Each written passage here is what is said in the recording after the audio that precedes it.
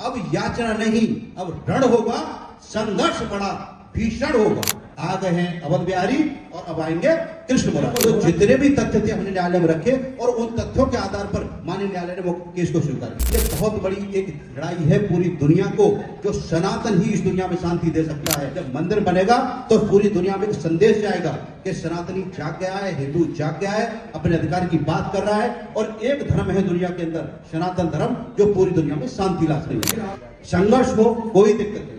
स्वाधीन रहने के लिए, अपनी संस्कृति मूल्यों को बचाने के लिए, अपने साधु संतों को, अपनी परंपराओं को, नीतियों को बचाने के लिए, मठ और मंदिरों को बचाने के लिए अगर कुछ इस तरह का रास्ता अख्तियार करना पड़ेगा, कुछ तोड़ना पड़ेगा तो कोई दिक्कत नहीं है, सब लोग सहमत हैं। लेकिन सब चाहते हैं कि मंदिर का निर्माण हो।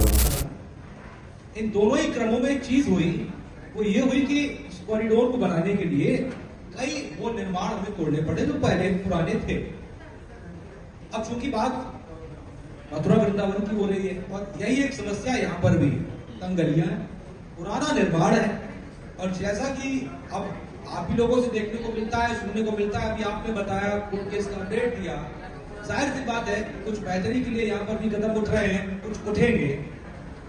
ऐसे में आम लोगों के लिए भी बड़ी समस्या है जो रह रहे हैं। विकास चाहिए लेकिन कुछ उसके लिए भुगतना पड़ेगा, कुछ नुकसान उठाना पड़ेगा। देखिए, ये संस्कृतियों का जब समावेश होता है और विकास की जब बात आती है तो कहीं न कहीं जो पुरानी चीज है, जब सनातन की हम बात करेंगे, नूतन और पुरातन का समावेश होता है, वो सनातन कहलाता है, नूतन और पुरातन का समावेश। जब विकास की बात आएगी तो हम चाहते हैं कि जितने ब्रजवासी हैं, बाहर के लोग भी हैं, क्योंकि जब जन्मभूमि का निर्माण होगा तो सहर्ष सब स्वीकार करते हैं कि भले ही कितनी भी कुर्बानी, कितना भी बलिदान देना पड़े, मंदिर का निर्माण होना चाहिए। इसमें सब सहमत है। घर टूटे कोई दिक्कत नहीं, संघर्ष हो कोई दिक्कत नहीं, लेकिन सब चाहते हैं कि मंदिर का निर्माण होना चाहिए। शोणित के बदले अश्र जहां बहते हैं, स्वाधीन कभी भी वो लोग नहीं रहते हैं।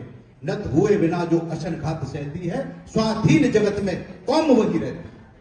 स्वाधीन रहने के लिए, अपनी संस्कृति मूल्यों को बचाने के लिए, अपने साधु संतों को, अपनी परंपराओं को, नीतियों को बचाने के लिए, मठ और मंदिरों को बचाने के लिए अगर कुछ इस तरह का रास्ता अख्तियार करना पड़ेगा, कुछ तोड़ना पड़ेगा तो कोई दिक्कत नहीं है, सब लोग सहमत हैं। लेकिन हमारी परंपराएं, हमारा सनातन सुरक्षित रहना चाहिए, हमारे मठ मंदिर सुरक्षित रहना चाहिए, हमारे साधु और शास्त्र सुरक्षित रहना चाहिए। ये लड़ाई हम किसके लिए लड़ रहे हैं? मंदिर के लिए नहीं।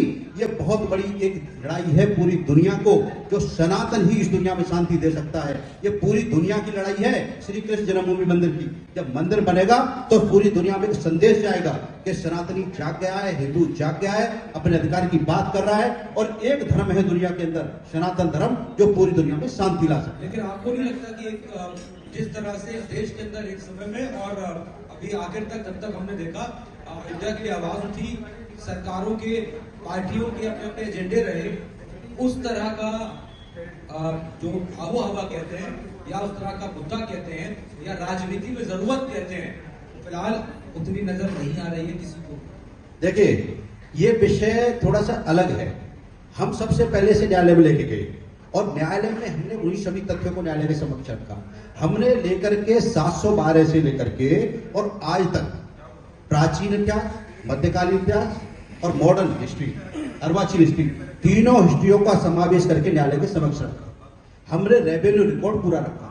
हमने भाईयार हो, चाहे चीनी यात्री हो, चाहे बर्नियर हो, चाहे टर्बिनियर हो, चाहे FSW ग्राफ्स हो, हमने जितने इतिहासकारों की सब पुस्तकें न्यायालय के समक्ष रखी और हमने कहा कि ये हिंदुओं का मंदिर है, हिंदुओं की संपत्ति है, भगवान कृष्ण का मंदिर है, ये हमको मिलना चाहिए। तो जितने भी तथ्य थे हमने न्यायालय में रखे और उन तथ्यों के आधार पर माननीय न्यायालय ने वो केस को स्वीकार किया। अब बात आती है कि मंदिर क्यों बनना चाहिए, क्या प्रभाव आएगा। तो न्यायालय की प्रक्रिया को हम फॉलो कर रहे हैं। यहाँ कोई दंगा फसाद, झगड़े झंझट वाली कोई बात नहीं हो रही है। यहाँ पर हम न्यायालय की प्रक्रिया को फॉलो कर रहे हैं। जन चेतना अभियान ले जाकर के लोगों को जगह जगह जाकर के इस विषय के बारे में अवगत करा रहे हैं, चेतना ला रहे हैं। लेकिन फिर भी मैं कहता हूं, अगर मंदिर बनाने के लिए सनातन धर्मी एक क्षेत्र पर आए, एक मंच पर आकर के अपना प्रयास करेंगे तो मंदिर का निर्माण जरूर होगा। अब याचना नहीं, अब रण होगा, संघर्ष बड़ा भीषण होगा। अगर मंदिर के लिए संघर्ष भी करना पड़ेगा तो सभी सनातन धर्मी सब बैठे हैं, संघर्ष करेंगे। न्यायालय की प्रोसीडिंग चल रही है, लेकिन जन चेतना के द्वारा हम हर व्यक्ति तक पहुंच रहे हैं, हर घर तक पहुंच रहे हैं, हर गांव तक पहुंच रहे हैं और हर शहर तक पहुंच करके इस विषय को बता रहे हैं कि अब बहुत हो गया। हमारे पूर्वज अयोध्या के मामले में 500 साल इंतजार करके चले गए और मंदिर नहीं देख पाए, लेकिन हम चाहते हैं कि इसी पीढ़ी के सामने और अब मंदिर का निर्माण होना चाहिए।